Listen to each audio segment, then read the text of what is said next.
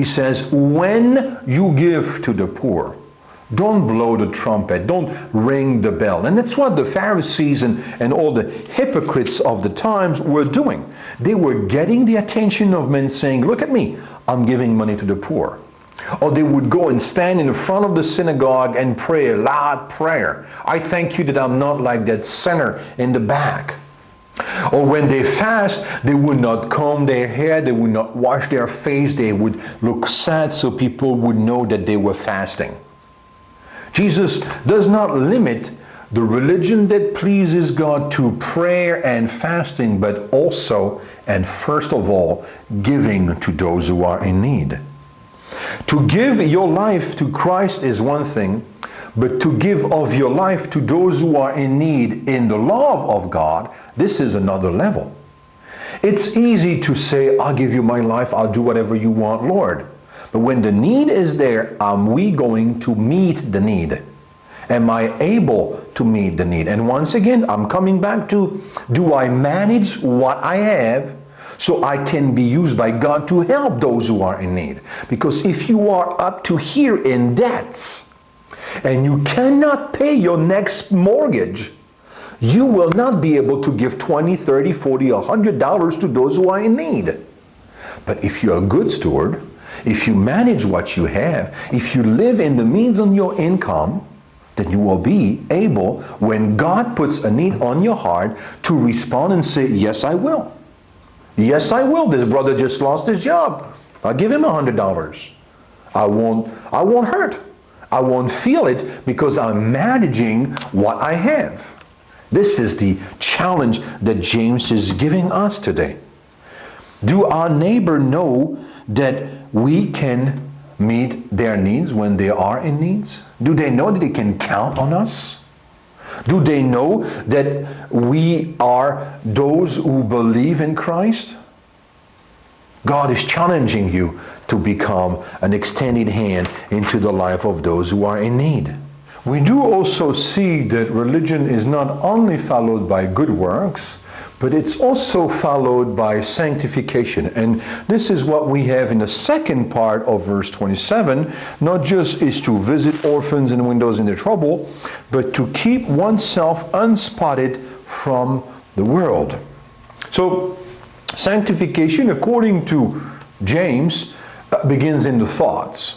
Remember what we said, verse 14 in chapter 1, but each one is tempted when drawn away by his own desire and enticed. It begins in your mind. Verse 26 in the same chapter says that you have to bridle your tongue.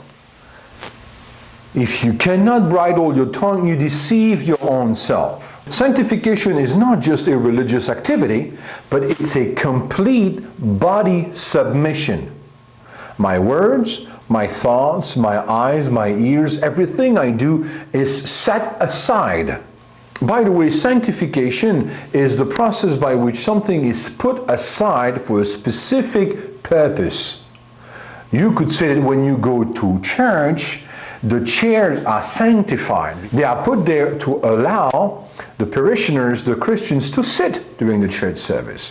When you put a nice tie to go to church, that tie is sanctified. It's set aside for a specific purpose. James is saying that those who brag, who talk a lot and never produce anything, deceives themselves. You need to control your thoughts, control your words, control your attitude and your behavior. What is sanctification according to David, for example? I want you to go in the book of Psalm, chapter 101, Psalm 101, and we will read what David says sanctification is. The sanctification according to David, and we see that in verse 2, the second part, 101:2, I will walk within my house with a perfect heart.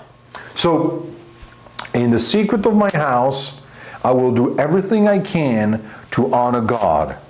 And verse 8, Early I will destroy all the wicked of the land, that I may cut off all the evildoers from the city of the Lord. How will David walk perfect in his house? Well, the context shows us in verse 3, I will set nothing wicked before my eyes.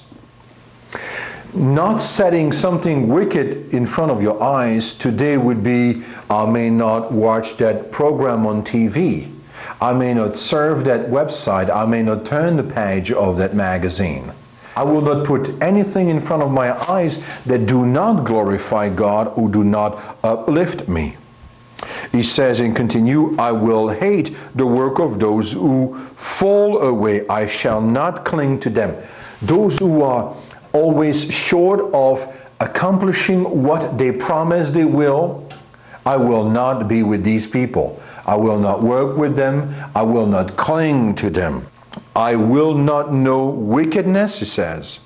Whoever secretly slanders his neighbor, I will destroy. So David is not just saying, okay, I'm going not to do certain specific things, but I will also do certain specific things. I will not put anything evil in front of my eyes. I will not listen to gossip. I will not cling with those who are falling short of their promises. But I will also remove evil people in my neighborhood.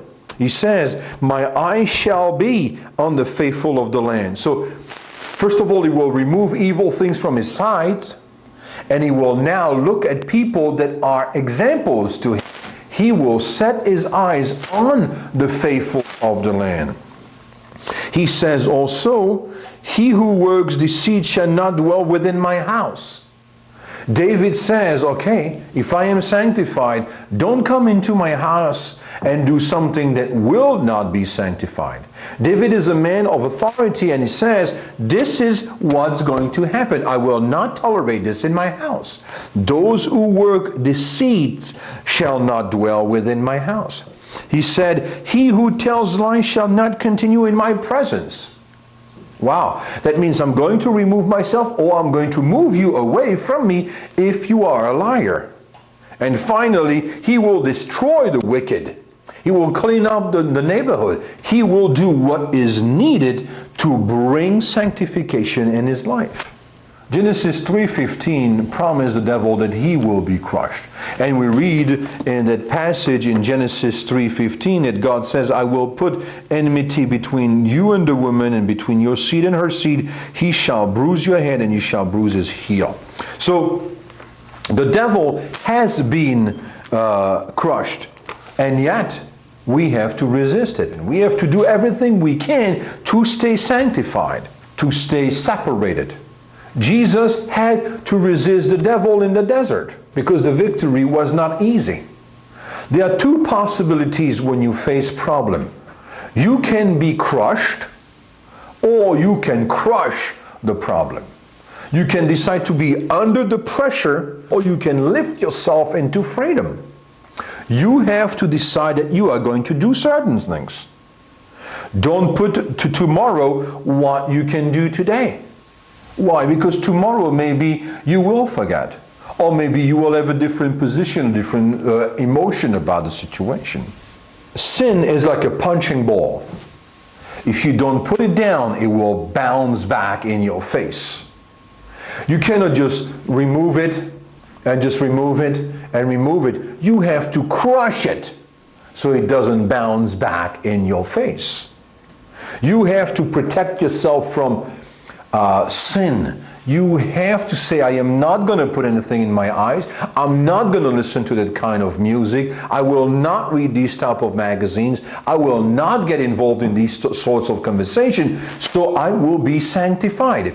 So like James says, I will keep myself unspotted from the world. And he's not talking about the physical world, but the influence that the world can have on you. Unfortunately, many have confused freedom from license. You know, I'm free in Jesus, but I'm not free to do whatever I want, how and where I want. If God created things around me, then it's good. Some people will say, just do it.